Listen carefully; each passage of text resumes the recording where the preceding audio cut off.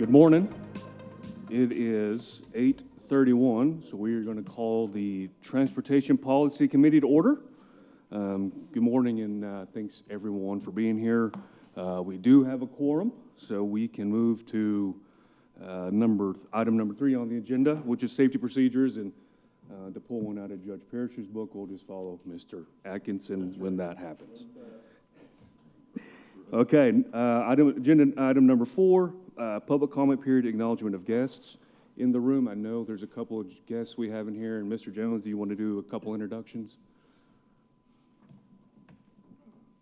Most everybody are old familiar faces, but we do have one guest that we want to introduce this morning. Is Commissioner-elect Dobby is back here. He came to see the zoo today. Welcome. Thanks for being here, and for everyone else being here as well. Agenda item number 5 is to approve the minutes from the March 19, 2024 meeting. So got a motion from Mr. Kovar, second from Dr. Wilson. I will mention, on the second page of the minutes, there was I believe a date that needs to be corrected, where it says approval of the March 2019, 2024 meeting minutes. Talk with Mr. Jones. I think that needs to be the February 20th, 2024 meeting minutes. So we'll make that correction in the minutes as well. So I guess we need an amendment to the motion, yes. To change the date in the meeting minutes approval.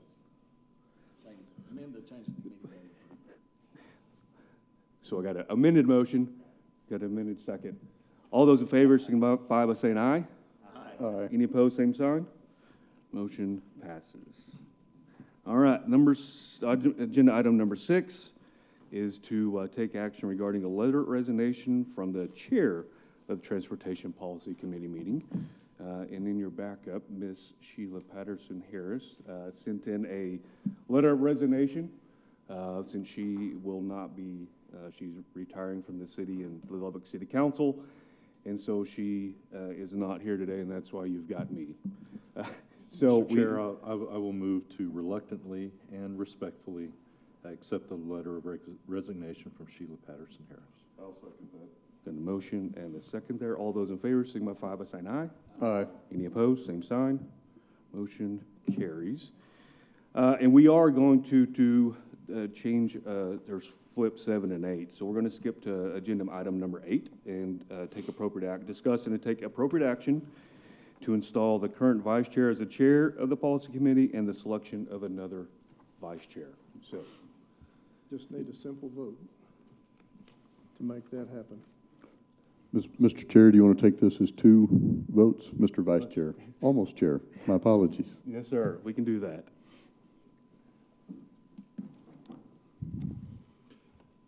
If we're taking this as 2 votes, and I move that we elect Chris Mandrell as chair of the Transportation Policy Committee to serve the unexpired office to September 30th, 2024. So we got a motion and a second. All those in favor say aye. Aye. Any opposed, same sign. The motion carries. And vice chair. Anybody have any recommendations, nominations? Mr. Chair, I would nominate Councilmember Dr. Jennifer Wilson. So got a motion for Dr. Wilson and a second.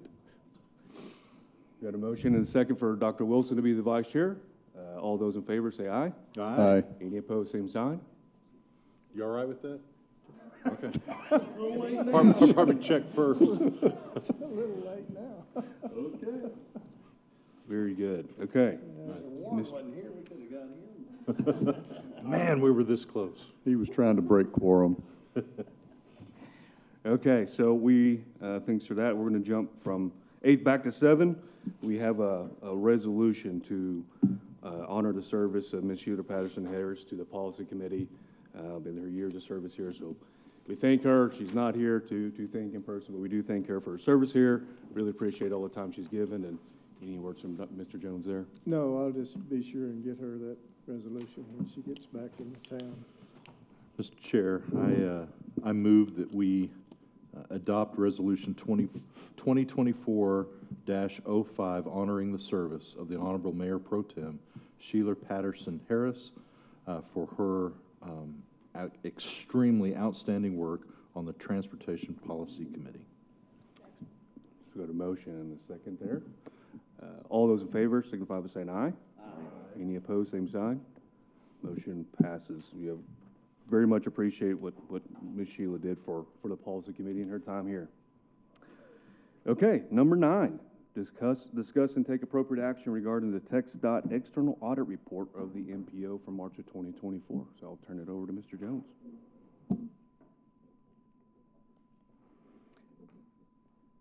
As I wrote in your agenda backup, the audit report concluded that even though all cost allocations are appropriate and properly supported, and our contracts include all the required provisions, we have not implemented sufficient financial controls to ensure that grant funds are managed in compliance with guidance, thereby resulting in what the auditors noted in their report as some questionable cost and or some unallowable cost.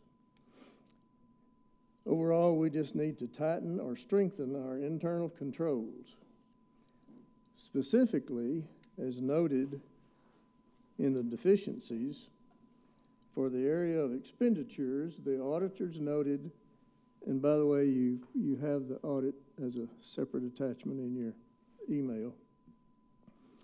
The auditors have noted that the agreement with City Bus performs as if it is a fixed fee agreement, which they don't recommend, and which is missing a required step. The agreement requires City Bus to produce named reports, based on the collection of transit data to support planning activities.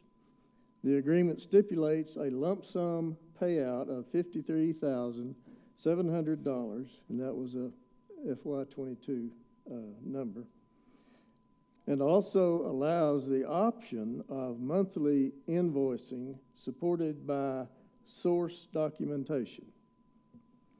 However, for the last 20 years or so, we have paid the lump sum amount at the end of the contract period, and the auditors say that that is performance of a fixed fee sub-agreement. The thing about sub-agreements is that the fixed fee should be based on historical or unit pricing that establishes the fixed fee amount based on reasonable estimates of actual costs. It also requires that the federal awarding agency, which in this case would have to be FHWA and FTA, since our planning funds are commingled, and we commingle those by virtue of agreement between FHWA and FTA and TxDOT. And they must provide, those two federal agencies must provide prior written agreement or approval of the fixed fee amount and the fixed fee contract, which we don't have. We don't have those written approvals from either FHWA or FTA for the fixed fee, nor do we have documentation to support the fixed fee amount from either the MPO or City Bus. So the auditors say that that is a questionable expense and recommended that either change the agreement to eliminate the fixed fee characteristics or start obtaining written approval from FHWA and FTA to continue with the fixed fee arrangement. We have sat down and worked with Chris and his staff and have developed a planning function that we can detail in our UPWP and go to a monthly billing process and eliminate the aspect of the federal fee agreement. And as I told the auditors in my management response, I would have it to the policy board at your May 21st meeting. So we are currently working on that fix. As to the other subrecipient agreement with the city's GIS department, the agreement is basically the same style as the city bus agreement, but they have always used the monthly billing option to track employee time. Time worked is subtracted from the overall amount of the fixed fee. However, for the 2 years audited, the expenses were under budget. In years past, oftentimes they would come in over budget, and we would simply apply the amount of overage to the new year agreement and true up in that fashion. But as I say, in the last couple of years, we have stopped them from overrunning their budget. Stop them from overrunning the budget and assuming that the contracted fixed fee, and we assumed that the contracted fixed fee agreement prevailed and would pay the difference. E.g., that's where the $1,872 noted in the report came from as an unallowable expense because we didn't show any continuation of supporting documentation for that additional payout. As to a fix, I've noted that we have an agreement with City Bus, and we're working on that change right now. However, with the GIS agreement, the auditors deferred the they call that an unallowed cost. They've deferred that cost proposition to TP&P, the planning department in the headquarters, for them to make that call whether or not we need to repay that money. However, they are still, at this time, they're still considering that, and we're not ready to say what they're going to make us do. But we do have the fix on the contract, so we're working on that, and we'll bring that to you in May. To the travel cost deficiency, which they say is also an unallowable cost. It was a calculation we made that included a leg from the office to an employee's home to pick them up to go to that meeting, and then the same leg on the return trip to take them back home, which the auditors say is contrary to the city's travel policy, and they noted a deficiency in the calculation of $29, which we will reimburse back to the city by your May board meeting. To the deficiency of vendor payments, there were 3 expenditures tested, and 2 of those involved the USA Today, who owns the Avalanche Journal, for public participation ads, and 1 was to our counselor's office. The USA Today pay structure for governmental ads is basically to wait until they tell you to pay, or wait until the last run date of your ad appears. They will not take a payment prior to that. Even if you try, they'll tell you not to turn it in. And so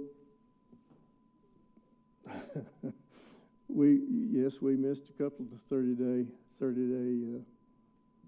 payment times, but it's because it wasn't our problem. It was because they didn't take the payment. The 3rd test was to our attorney's office when they were installing a new accounting software and ran into some glitches, and the accounting manager told us to hold the payment until they got the glitches worked out, which we did. And the auditors are picking that up as a deficiency in our performance.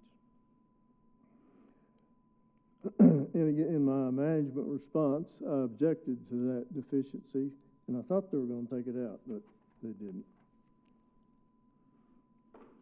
To the payroll cost deficiencies, they can be summed up by saying that all employee benefits should be paid or charged against Task 1 in our UPWP, which is the administration section of that document, instead of prorating those charges out to each subtask that the employee works on.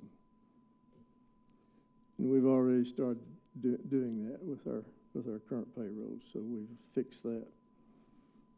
The issue of timesheets not being approved by appropriate staff supervisor can be attributed to that point in time when the new digital time system was being installed and the city's IT department and the software provider couldn't figure out a way to get the system to recognize or acknowledge me as an appropriate supervisor because I am considered an independent contractor and I'm not in the system. So as a stopgap, we had approval to use Darrell as an approved payroll clerk. That was prior to Martin coming on. And Darrell was an approved payroll clerk in the original system to approve timesheets. The finance department also approved one or two of our timesheets because of another glitch that came up. And now that Martin's here, all that's been fixed, and so everything's working smoothly now.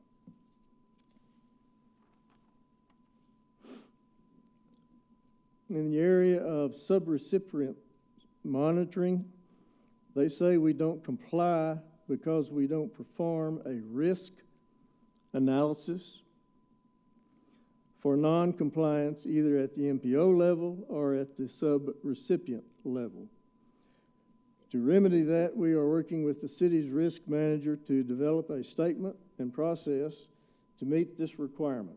We are also working with the district personnel on the same issue and will likely develop a process very similar to that is contained in the AFA or advanced funding process and mimic TxDOT's risk analysis in that regard.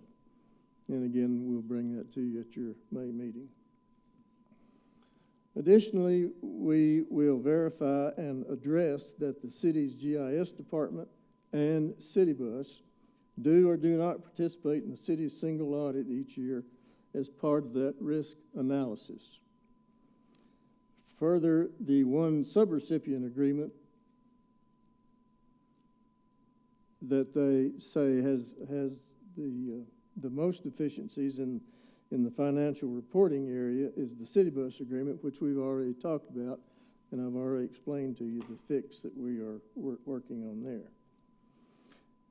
And lastly, we are developing a closeout clause for both agreements. Again, we'll probably mimic the AFA agreement that TxDOT uses, and I'll bring that to you for your approval in May. For the procurement deficiency, we, the Lubbock MPO, along with 21 other MPOs in Texas, do not have TxDOT's written approval on file that our fiscal agent's purchasing process is acceptable by TxDOT standards.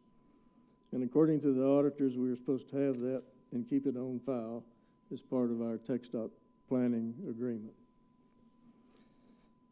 And lastly, oh, and by the way, TxDOT is trying to get all the MPOs on board with that requirement. And lastly, for the internal controls deficiency, it refers back to the risk analysis that we just talked about, and we'll have that fixed to you in May for your May meeting.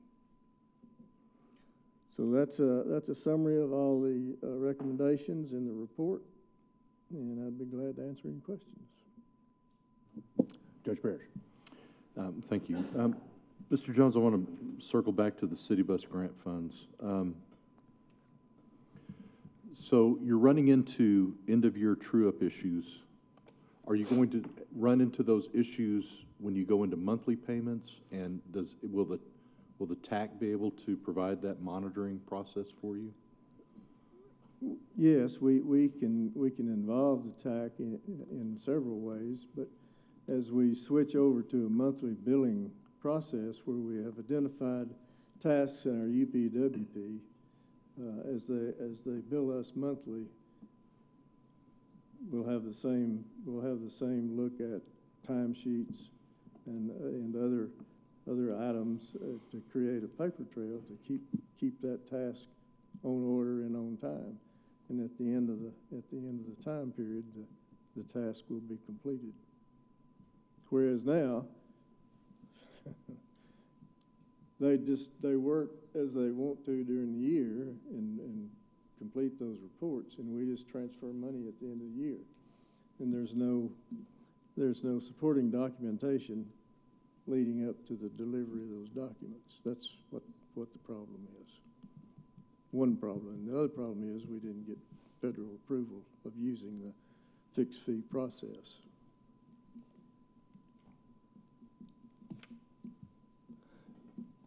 Just for the record, that work was getting completed, so. And we have worked, we've had a extensive conversation with Mr. Jones to fix that agreement so we can become in compliance. So I do feel like next month we'll have a good solid track forward. So, any other comments, questions? Mr. Chair. Mr. Warren. Mr. Jones, this does not replace the federal certification review, is it? This is internal to TxDOT? Correct. Okay, so we've still got that to look forward to. Yeah. When is that supposed to be happening? I think last month I reported to you that we tentatively set June. Last week of June. This summer? Yeah. Okay, thank you. Thank you, Chair. Any other questions or comments regarding the audit report? If not, I will accept a motion to accept the TxDOT external audit report. So moved. Motion from Mr. Warren. Can I get a second? Second. A second from Mr. Kovar. All those in favor say aye. Aye. Any opposed? Same sign. Motion carries. Thank you. Thank you. Thank you. Okay, and then we'll go into agenda item number 10, which is our reports. And back to Mr. Jones for our reports for the month.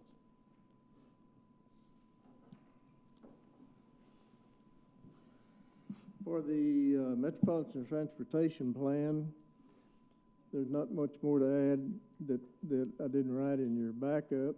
Your backup contains the draft scope that the consultants are looking at and the list of needs that they wanted. We've already met those needs. The staff turned in about a gigabyte of data.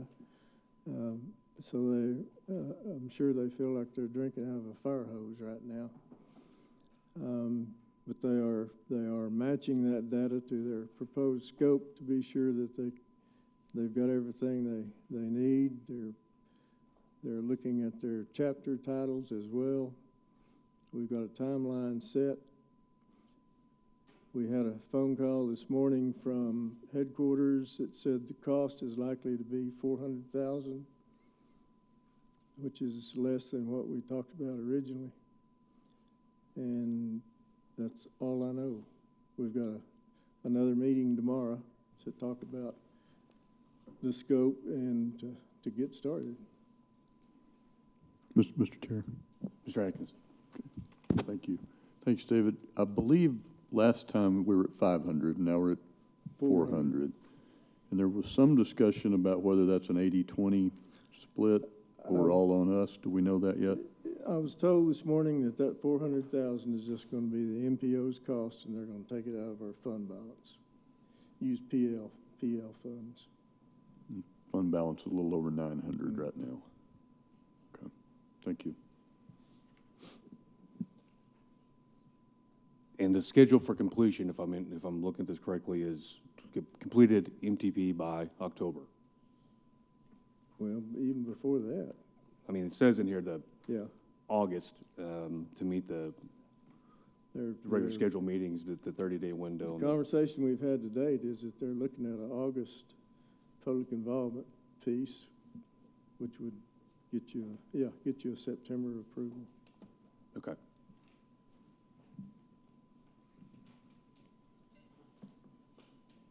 Any questions, comments around the MTP? Okay. The planning area boundary expansion is still, as we've been told by headquarters, is still under review by consultants. I can't tell you any more than that. Sure. Jared? Okay, so again, trying to refresh my memory. The MTP is going to be prepared and go in on our current Yes, static boundary. one county. Any expansion is a further discussion. We'll have, if that is approved, then we'll have to come back and amend our MTP to include the other counties. Thank you.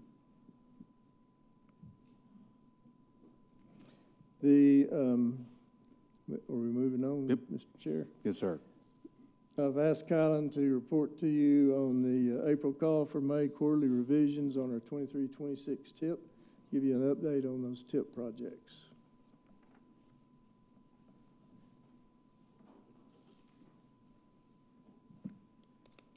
Good morning. Morning. I'm referring to this handout. Just starting in 23, going through 26 for our 4-year. The first one on the list is Woodrow Road, and that one it started work in August of 23, and it's about 10% is what I'm showing on construction. And then US 84 Avenue Q, it started in February of 23, and it's about 72% complete. And then in FY 24, we have Upland Avenue to 66 to 82nd, and that let just in February, and it has not started construction yet. Another one is the various locations, so that's the transportation alternative in the city of Lubbock. That one began in March, and it's 23% complete. FY 25 is the next Upland, 82nd to 98th, and that is supposed to let in January of 25. The plans are all complete, right-of-way's good. Last I heard, there were still a couple of utilities that were outstanding, but we still have plenty of time before letting, so we're good on that project. FY 26, Upland Avenue 98 to 114th. The plans are complete. The right-of-way they're still working on, and utilities, but that is for 26. Right now it's letting in January of 26. But because of right-of-way, we may have to push it out a little bit to meet that deadline. It just depends on how long it takes. The last one in 26 is the Woodrow Road. That's the shared use path and illumination project. It's still sitting in 26, but it is dependent on the phase 2 of Woodrow letting and when they actually have curb and gutter out there to install that shared use path. So we're still a little bit on limbo on that. The plans are done, but we don't know yet when that will let. But right now it's sitting in FY 26. Any other questions that y'all may have? Okay. Don't see any. Thank you so much for that report on that. Mr. Lucero. Good morning. For the report on the current call for TIP projects, or the 25 through 28 TIP call, this is in conjunction with many factors and many balls that are up in the air. We're trying to make sure that we get our house in order so that way when the MTP is approved, this TIP call will be part of that MTP, and so then we won't have an issue of trying to implement an MTP and a TIP that are out of compliance or out of sync, because they have to be in sync together. That call went out late last year. The process opened up early this year, and we have done the initial review of all the projects submitted. So there was about 65 projects, $1.6 billion worth of requests, and so we definitely don't have enough money to be able to fund each one of those projects. So we did the initial evaluation for the TAC, where we went and we took a look at the policy board's goals and process that were adopted back in 2019. In order to be able to evaluate those goals, we utilized NEPA Assist as well as the TTI product, which was called Compact. NEPA Assist was developed by FHWA. It includes census data as well as environmental data to be able to help us meet those goals of the environmental goals set by the policy committee back in 2019, and we used the compact tool developed by TTI on behalf of TxDOT to be able to help us evaluate the air congestion goals and air quality goals that were set originally by the policy committee in 2019. With that being said, we also utilized a tool for the quantitative approach that was utilized by TxDOT and developed on our behalf as a dashboard to be able to go ahead and take a look at things like safety, project readiness, right-of-way issues, and things like that. And so we took a look at those. We gave those initial scores, and we normalized those, so each one could get up to a point on the evaluation, and then we gave that to the TAC committee to evaluate against the current funding and against their current request, as well as their priority projects. They have not come up with any priority listing yet to be able to provide to the policy committee, but they are underway. We had a good, robust conversation last TAC meeting, and we'll provide, hopefully, a recommendation back to you in May after the TAC meeting in May. And so I stand here for any questions.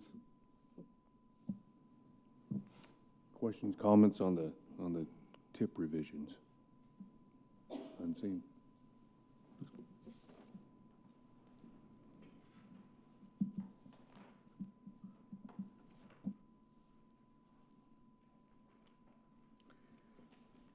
Your next report is about the new greenhouse gas rule that we talked about at your last meeting.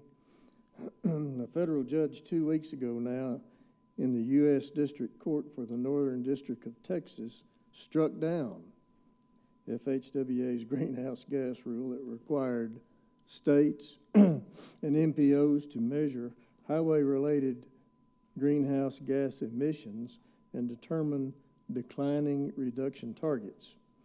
The judge ruled that FHWA's regulation was unauthorized by Congress. You'll recall that I briefed you a couple of months ago about 2 lawsuits that had been filed against that process, one in Kentucky and one in Texas. The Texas suit prevailed, and the judge concluded the rule was substantially deficient and vacated it nationwide, saying Congress did not give FHWA free rein to create whatever performance measure it wanted to. And so we don't have to worry about doing all that we were getting prepared to do now, but don't worry, I'm sure it'll be back sometime soon. But anyway, today we don't have to worry about it.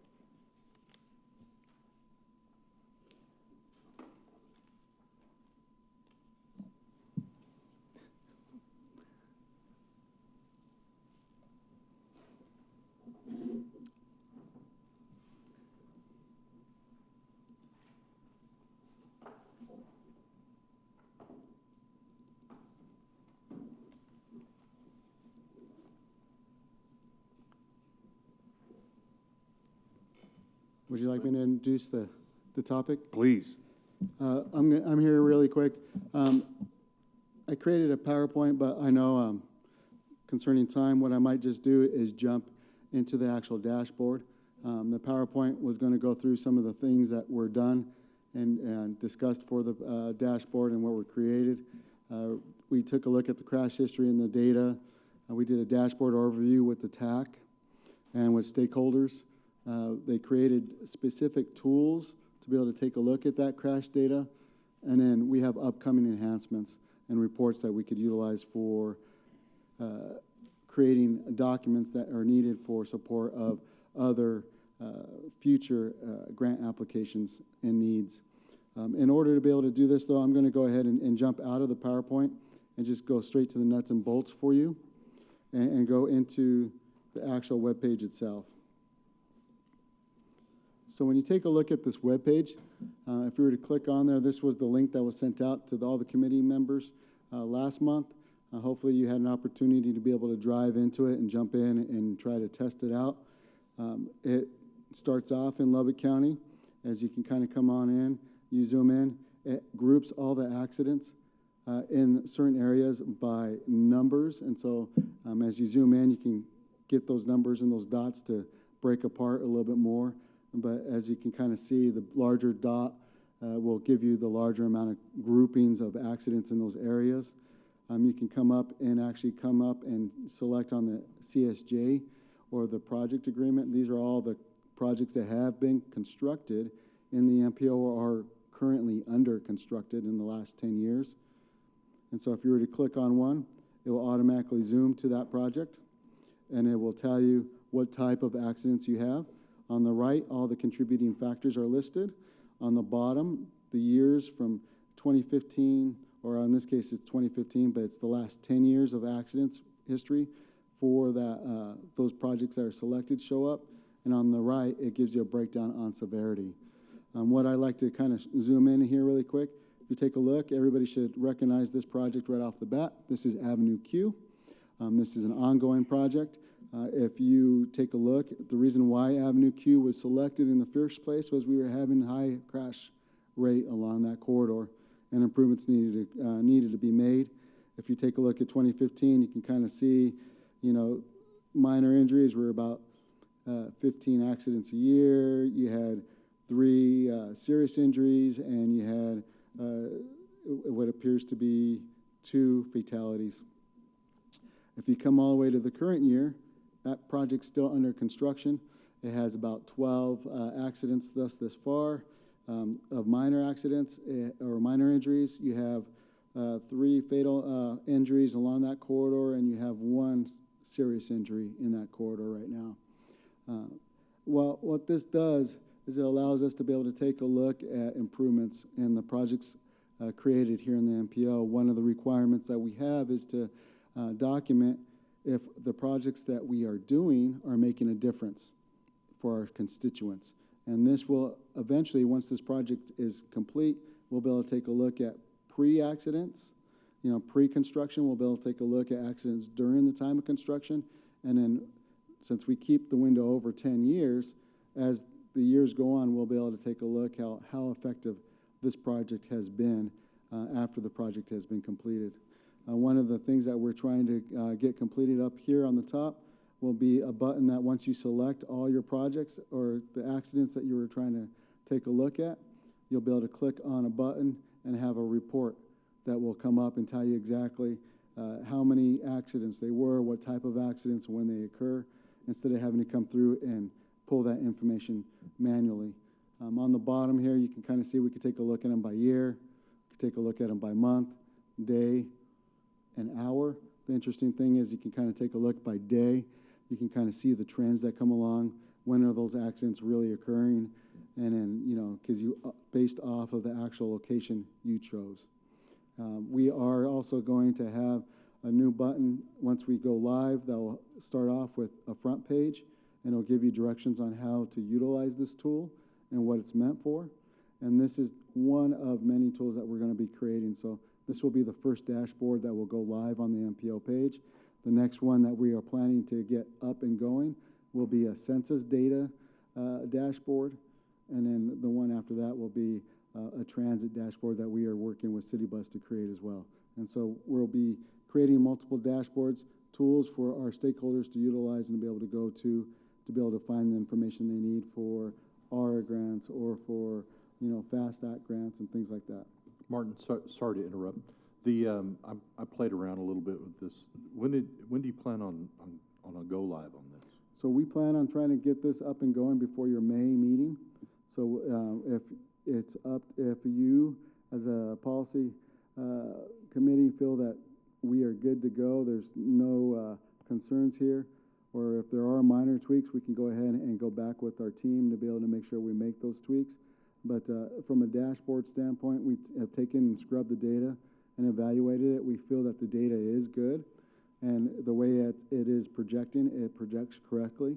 And so we're pretty confident that we, at this point in time, can make it go live, allow that for the public and our consultants who need some data out there to be able to go ahead and pull accident reports without having to go through and pull them from the state and then scrub the data themselves. They can pull it from our dashboard. And at that point in time, as we make improvements, we can have those minor improvements implemented to that dashboard as we move forward.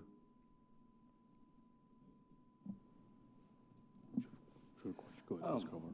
Is this countywide, MPO-wide? What? It is what's our countywide service data, area? so if I were to zoom out here, and I can zoom out, I'll unclick Avenue Q, and as soon as I click back in, you see it's full county.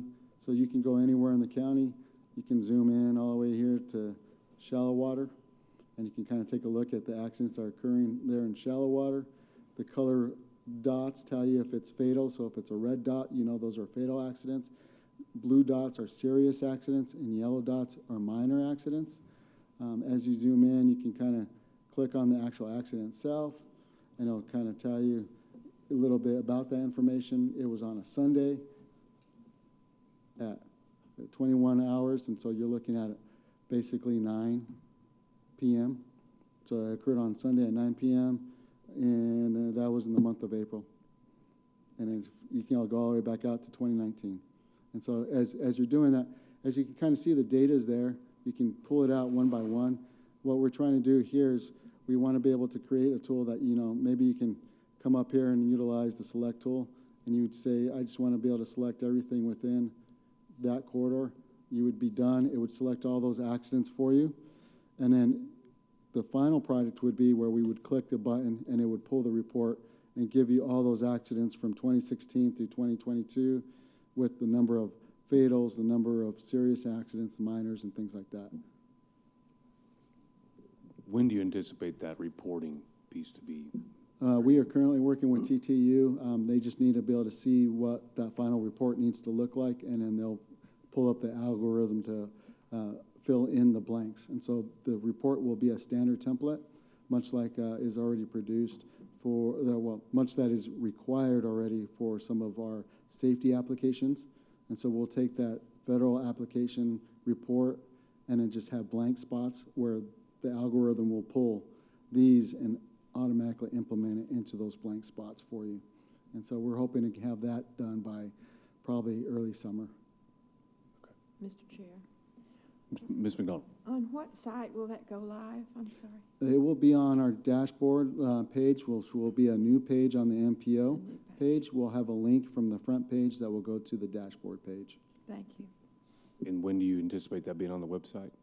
We're trying to get this on the website here by the end of May. Fantastic. Any other questions or comments about the crew? Okay. Thank you, Mr. Lucero. Good work. Good stuff. And back to Mr. Jones for the financial report.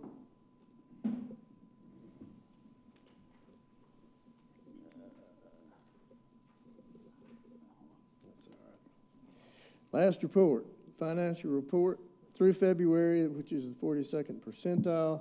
You can see we're still only 21% collected on our revenue, but our expenses are at 32%, so we're still in good shape, unless you have any questions. Questions on the financial report? Seeing none, thank you, sir. And if there's no other questions, comments, or concerns, we'll adjourn the meeting. Thank you all for being here. Appreciate We appreciate you being here. We know you're all busy, and this is important. Thank you.